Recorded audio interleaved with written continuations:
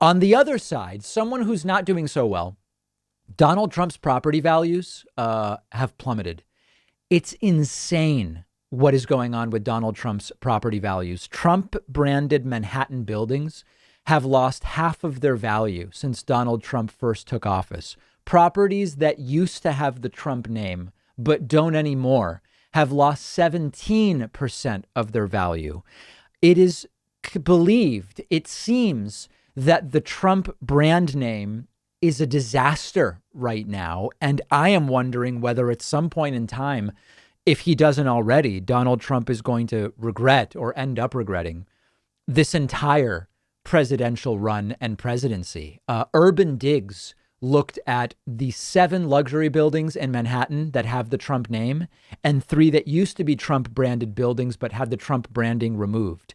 And they are all doing disastrously. And what's hilarious about this to me is that we've covered over the years Donald Trump's funny business with property valuations. We know that when Donald Trump wants a loan or a line of credit against one of his properties, he will inflate the value of the property and claim it is worth much more than it's really worth.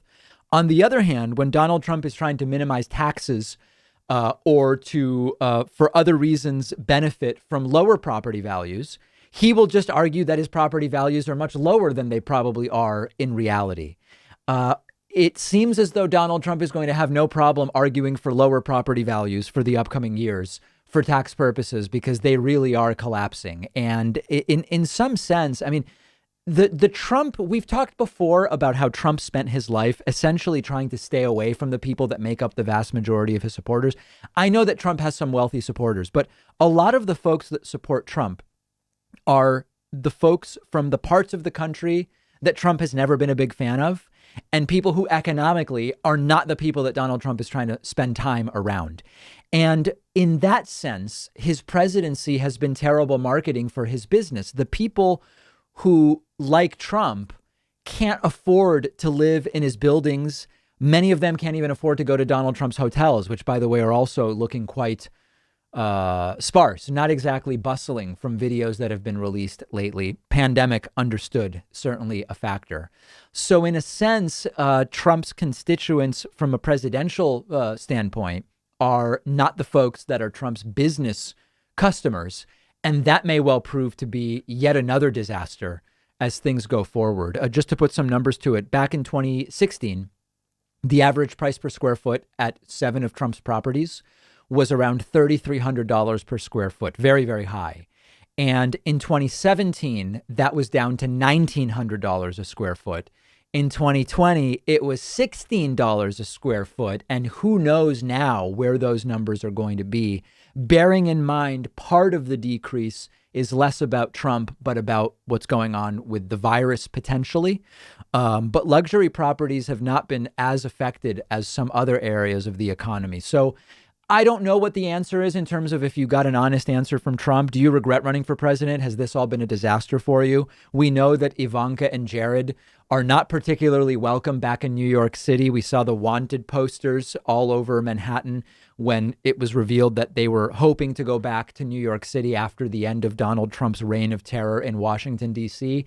If you got them in a room and they were really honest with you, and I don't know if they would be, to some degree, it's hard to imagine that they're that thrilled. I mean, I think on the one hand, it's sort of a balancing between, on the one hand, these are narcissistic people, and there's a thirst for power where it's so appealing and attractive, the presidency and being at the White House and all of that.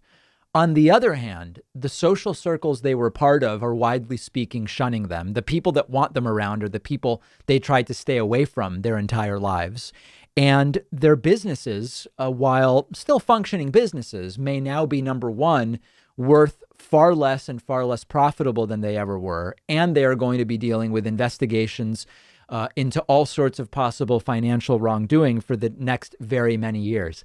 I don't know how great the entire presidency and politics experience has been for the Trump family, and I'm not sure if they are even coming clean with themselves about it. Never mind whether they would come clean with someone in a room if they knew it wasn't being recorded. What do you think? What do you think is the Trump family's honest perspective on what this presidency has done for them. Let me know. You can find me on Twitter at @dpakman, and you can find the show on Twitter at David Pakman Show. One of our sponsors today is Lucy, and they are giving my audience 20% off. Lucy is a company founded by Caltech scientists with only one mission, which is to help people quit smoking and vaping by offering a clean, affordable nicotine alternative. Now, many of you know, you've heard the stories. I've known several people in my life who have struggled with quitting smoking. I've seen how difficult it can be. And nicotine alternatives can be hugely helpful. Lucy offers a nicotine gum in 3 flavors: wintergreen, cinnamon, and pomegranate. They also have lozenges, which come in cherry ice flavor. Lucy is affordable. It'll ship right to your door. You don't have to go out to the store. Shipping is always free. You can buy single boxes or save with a subscription. It's time to throw the cigarettes away and get rid of the vape, and Lucy can make it easier. You'll find a ton of excellent reviews online from countless people who have used Lucy to quit smoking and vaping. Go check them out at lucy.co. I've put the link right underneath this video, and you'll get 20% off when you use the coupon code PAKMAN. And just a quick disclaimer, I'm required to give: these products contain nicotine. Nicotine is an addictive chemical.